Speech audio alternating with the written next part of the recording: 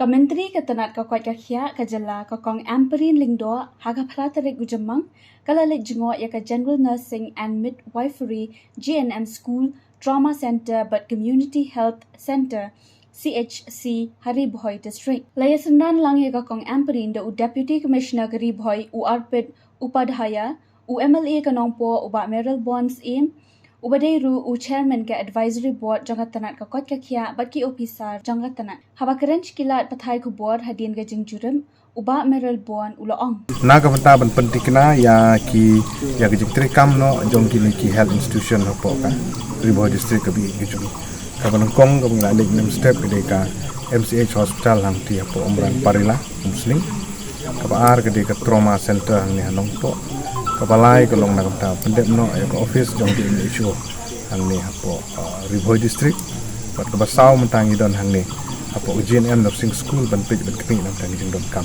dikini baro south li kini ki health institution ki ba kong san bah ki ba kata ke district baro kawe. You have a trauma center, you need to have the specialists. There is a system to even recruit. So now we have a lot of problems. We need to figure out whether the roster will affect that. So we need to also take that decision. So it is not something that can be done in a short span of time or at a snap of a finger. We apologize for the late start or the delay of these projects. But once they happen, then they will be good centers for services in the healthcare facility system of the state of Meghalaya.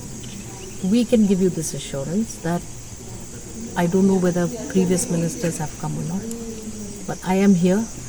Our chairperson of the advisory committee is here, and we can tell you that we are as serious as you can imagine, because we would like to see these operational at least before Christmas of this year. I hope that we'll be able to achieve these targets. We will have to look at means and ways for HR, filling in of the HR posts and all that, because there are still other things also that need to be taken into consideration.